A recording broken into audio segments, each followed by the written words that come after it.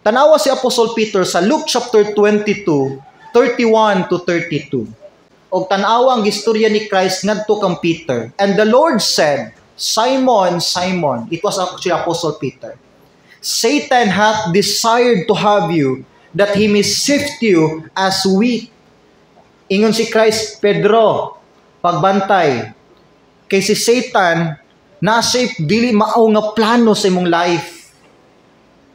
Gi-describe pa din ni Christ nga sama ka sa usa ka binhi ba nga giayag. Yan isa ni ka metaphor pasabot ani nga nagplano sa dautan sa imong life, Pedro, and even sa mga apostles. Pero tanawang assurance ni Christ sa verse 32, but I have prayed for thee. Pero Pedro, giampo ti ka nga dili ka madala, Pedro. O kung madasig ka, dasiga po niya ang church. Nay plano di si Satan sa imong life. Inigawas ni mo di sa church, daghang kinag-atang di sa gawas.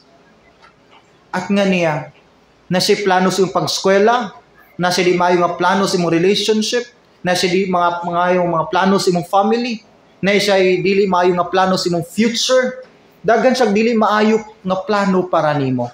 And then ikaw or kita usahay baliwala ra kay nato ang pagpangalagad ug ang pag-ampo sa Ginoo. Tanawa gud na unsa ta kadihado. We are victorious. Ingon si Christ, you are more than conquerors. Victorious ta supposedly. We should have the kind of life nga happy, achiever, excellent. Kita dapat ang pinaka-victorious nga tao din his kalibutan. Pero dili ma-deny nga daghan sa mga believers ang nag-suffer. Tungod kay dili ta aware sa atake ni Satan sa atong life. Ginasunod-sundan gyud kaniya. Ginatagaan kanyang temptations. One thing is for sure, gipray pud ka ni Christ. Gipray niya nga dili ka mobiya sa church. Nga dili ka magpadala sa problem. Gipray niya nga magpadayon nga pong kag-serve sa Ginoo despite sa mga challenges. Muna'y promise niyang Peter. Now, tanawa dinhi, unsa si Satan mo atake ha? Unsa siya mo attack? Job chapter 2, 4 to 6. Makita na to dinhi ang pag-atake ni Satan sa ato ang life. Nagapangayo siyang permission. Mo niyang time na nakig-istorya si Satan sa Ginoo regarding kang Job.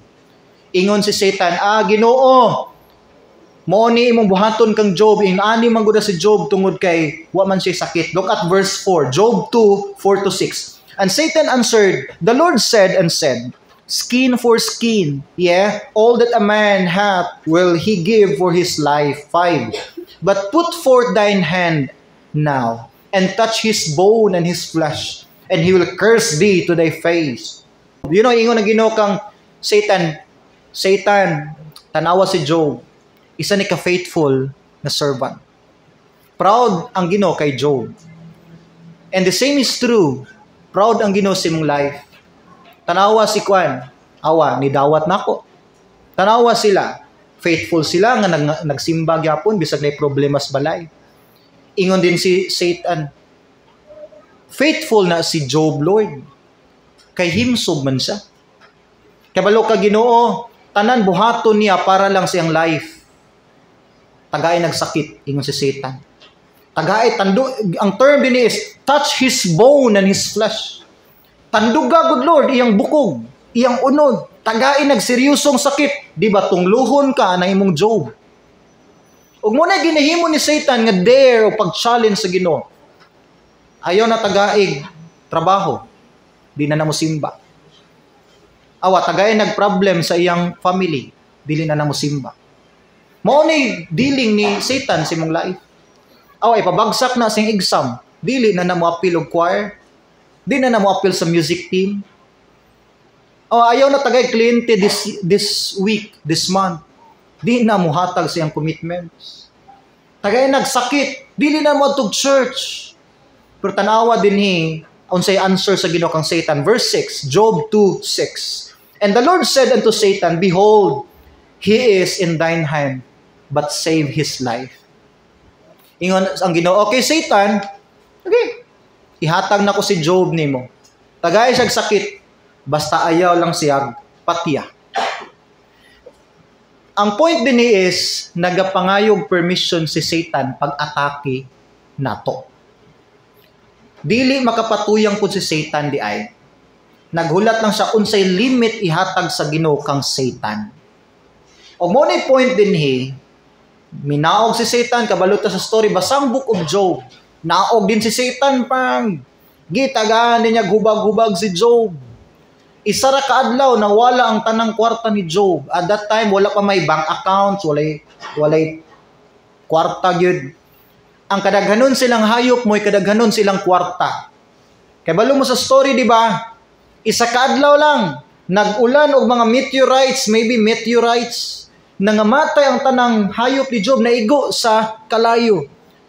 And then sa pikas part pod, nangabot ang mga kawatan ng mga tao, gipangkawat ang mga hayop ni Job, gipampatay ang mga servants. One day lang, pila ka oras, nangawala ang tanang kahayupan ni Job. Next day, gitagaan siya gubag-gubag. Next day, nangamatay pa din iyang tanang mga anak. Kung ikaw si Job, dili ka mo question sa Ginoo? Ayog ingon nga dili. Ayog ingon, no, wala gid ta, di gid ka kaingon nga dili, Pastor John. Wala ka sa posisyon, sa sapatos ni Job. Maybe kung kita sa situation ni Job, basin nagunauna na tagtunglo sa Ginoo. Pero look at Job. Iyang gipanindigan, iyang pagka-believer, wala siya nadala. Nibarog yapon si Job. Gani one time, di-curses iyang wife. In siya, Job, wa na ayo imong God. Wa na ayo imong Diyos. Ni-wave ng wife ni Job. Ni-declare na nga, di na ko.